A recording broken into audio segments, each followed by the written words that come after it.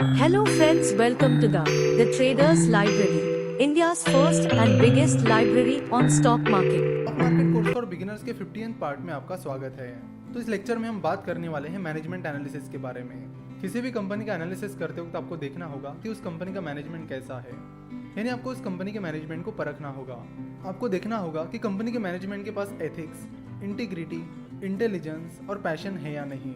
क्योंकि अगर कंपनी के मैनेजमेंट के पास एथिक्स और इंटीग्रिटी है तो वो कभी किसी से धोखाधड़ी नहीं करेंगे, और साथ ही उनके पास इंटेलिजेंस और पैशन है तो वो तेज़ी से अपने बिजनेस को बढ़ा सकते हैं। तो तेज़ी से बिजनेस को बढ़ाना और एथिक्स और इंटीग्रिटी के साथ बिजनेस को करना, ये दोनों भी चीज़ें बहुत ज़्यादा इंपॉर्टेंट है। तो अगर आप जनरल कंसल्टेंसी का मैनेजमेंट एनालिसिस कर रहे हो तो आपको देखना होगा कि कंपनी के को-फाउंडर्स विवेक और योगेश और कंपनी के टॉप मैनेजमेंट के पास ये सारी क्वालिटीज़ है या नहीं।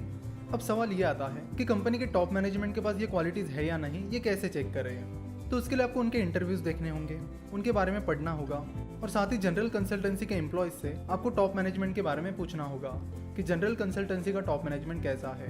क्योंकि कंपनी के एम्प्लॉयज़ कंपनी के टॉप मैनेजमेंट को बहुत अच्छे से जानते हैं। वैसे कंपनी के टॉप मैनेजमेंट के जो इंटरव्यूज़ होते हैं, जो आपको जनरली यूट्यूब पर मिल जाते हैं, उन्हें देखकर भी आपको मैनेजमेंट के बारे में अच्छी खासी आइडिया हो जाती है।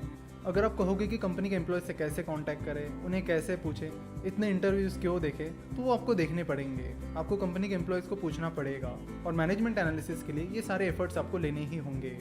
क्योंकि अगर आप बिना कंपनी के मैनेजमेंट को परखे किसी कंपनी में इन्वेस्ट करोगे जिसके फाइनेंशियल स्टेटमेंट स्ट्रांग है, बिजनेस ग्रोथ भी स्ट्रांग है, तो उसका ये मतलब नहीं है कि वो बिजनेस अच्छा है। क्योंकि अगर बाद में कंपनी का मैनेजमेंट ही फ्रॉड निकलता है तो बाकी चीज़ों का कोई मतलब ही नहीं बचता।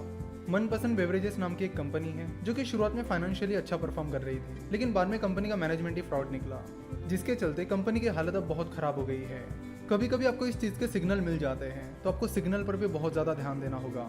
जैसे कि मनपसंद बेवरेजेस की बात की जाए तो मनपसंद बेवरेजेस के ऑडिटर डेलॉयट हस्किंस एंड सेल्स ने मई 2018 में रिज़ाइन कर दिया था, और उन्होंने रिज़ाइन करते वक्त ये रीज़न बताया था कि मनपसंद बेवरेजेस कंपनी का इंपॉर्टेंट डेटा हमारे साथ शेयर नहीं कर रहा है। यानी मनपसंद बेवरेजेस अपने ऑडिटर के साथ अपना इंपॉर्टेंट डेटा शेयर नहीं कर रहा था। तो अगर कंपनी अपना इंपॉर्टेंट डेटा अपने ऑडिटर के साथ शेयर नहीं कर रही है तो वो ऑडिटर कंपनी का ऑडिट कैसे करेगा, और इसी रीज़न के चलते डेलॉयट ने रिज़ाइन कर दिया था। और फिर बराबर एक साल बाद यानी मई 2019 में मनपसंद बेवरेजेस का जीएसटी फ्रॉड सामने आया, जिसमें कंपनी के एमडी और चीफ फाइनेंशियल ऑफिसर को अरेस्ट कर लिया गया।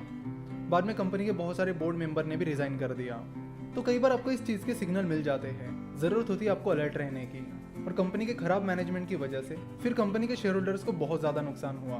पिछले साल अप्रैल में मनपसंद बेवरेजेस की शेयर प्राइस 400 रुपये थी, और अभी जून 2019 में कंपनी की शेयर प्राइस 30 रुपीज़ है। तो आप देख सकते हो कि शेयर होल्डर्स को इस कंपनी में कितना ज़्यादा नुकसान हुआ है, जिसका मेन रीज़न है फ्रॉड मैनेजमेंट। तो बस कंपनी के फाइनेंशियल स्टेटमेंट्स देखने से काम नहीं चलता है। मैनेजमेंट एनालिसिस बहुत इंपॉर्टेंट है, जो आपको करना ही होगा, और उसे करने के लिए एक्स्ट्रा एफर्ट्स लेने होंगे। इसी तरह फोर्टिस हेल्थकेयर के ऑडिटर ने भी पिछले साल रिजाइन कर दिया था, जिसके बाद कंपनी के फाउंडर सिंह ब्रदर्स का फ्रॉड सामने आया था। तो जब भी कोई ऑडिटर कंपनी से रिजाइन कर देता है तो आपको उस वक्त अलर्ट होने की ज़रूरत है। आपको देखना होगा कि उस कंपनी के ऑडिटर ने क्यों रिजाइन कर दिया है। अगर उन्होंने बताया हुआ रीज़न आपको सेंसिटिव लगता है तो आपको तभी अलर्ट होने की ज़रूरत है। कंपनी के मैनेजमेंट को परखना उतना आसान काम नहीं है। आपको कंपनी के टॉप मैनेजमेंट में जो लोग हैं उनका बिहेवियर देखना होगा, उन्होंने जो डिसीजंस लिए हैं उन्हें ट्रैक करना होगा। जैसे कि आईसीआईसीआई बैंक की former chairman miss Chanda Kochhar की बात की जाए तो शुरुआत में सब लोग उन्हें प्रेज कर रहे थे, लेकिन बाद में उन्होंने ऐसे कारनामे किए कि उन पर अब फ्रॉड केसेस चल रहे हैं। मिस चंदा कोचर के हस्बैंड दीपक कोचर और वीडियोकॉन इंडस्ट्रीज के chairman mister Venugopal Dhoot business partners थे। तो मिस चंदा कोचर पर यह आरोप है कि उन्होंने अपने जाती फायदे के लिए वीडियोकॉन इंडस्ट्री को आईसीआईसीआई बैंक से लोन अप्रूव कर दिया, और बाद में ये जो लोन आईसीआईसीआई बैंक ने वीडियोकॉन इंडस्ट्रीज को दिया था वो पैसा वीडियोकॉन इंडस्ट्रीज ने मिस्टर दीपक कोचर की कुछ कंपनीज में डाइवर्ट कर दिया। तो एक बहुत ही सीरियस मामला है जिस पर इंक्वायरी चल रही है। Enforcement directorate that is ED इस मामले की इंक्वायरी कर रहा है। तो मनपसंद बेवरेजेस जैसे कई सारे एग्जाम्पल्स है जहां पर कंपनी के मैनेजमेंट के फ्रॉड की वजह से कंपनी की बैंड बच गई है। इसलिए जिस किसी कंपनी का एनालिसिस आप कर रहे हो उसका डीप मैनेजमेंट एनालिसिस करना ज़रूरी है। बेसिकली कंपनी का जो एनुअल रिपोर्ट होता है उसमें कंपनी के मैनेजमेंट के बारे में काफ़ी सारी इन्फॉर्मेशन दी गई होती है।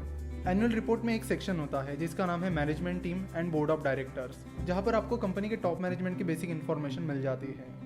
उसके बाद एक और इम्पॉर्टेंट सेक्शन है जो आपको चेक करना होगा, उसका नाम है मैनेजमेंट डिस्कशन एंड एनालिसिस। तो एनुअल रिपोर्ट में ये सेक्शन आपको ढूंढना होगा और उसे पढ़ना होगा। तो मैनेजमेंट डिस्कशन एंड एनालिसिस पढ़कर आपको कंपनी के मैनेजमेंट के प्लान्स के बारे में काफ़ी अच्छी आइडिया आ जाएगी। मैनेजमेंट एनालिसिस के बाद आता है वैल्यूएशन। बेसिकली वैल्यूएशन के 3 टाइप्स हैं, DCF method that is discounted cash flow method, comparable company analysis method और प्रेसिडेंट ट्रांजैक्शन एनालिसिस। तो president transaction analysis basically startup के वैल्यूएशन के लिए यूज किया जाता है। स्टॉक मार्केट में जो कंपनीज लिस्टेड होती है उनके लिए बेसिकली 2 तरह के वैल्यूएशन यूज किए जाते हैं, DCF मेथड और कंपेरेबल कंपनी एनालिसिस। तो वैल्यूएशन होता क्या है? तो वैल्यूएशन से हमें ये पता चलता है कि कंपनी की जो शेयर प्राइस है वो सही है या नहीं, जिसके लिए हमें कंपनी के शेयर प्राइस को उसकी वैल्यू से कंपेयर करना होगा। मिस्टर वॉरेन बफेट कहते हैं कि प्राइस इज व्हाट यू पे and value is what you get. तो किसी भी कंपनी में इन्वेस्ट करने से पहले आपको ये देखना होगा कि आप जिस प्राइस पर उस कंपनी के शेयर खरीद रहे हो वो सही प्राइस है या नहीं, क्या सही में उस शेयर की वैल्यू उतनी है, ये आपको चेक करना होगा। और यही रीजन है कि कंपनी का वैल्यूएशन निकाला जाता है, ताकि आपको पता चले कि जो प्राइस आप पे कर रहे हो वो सही प्राइस है या नहीं।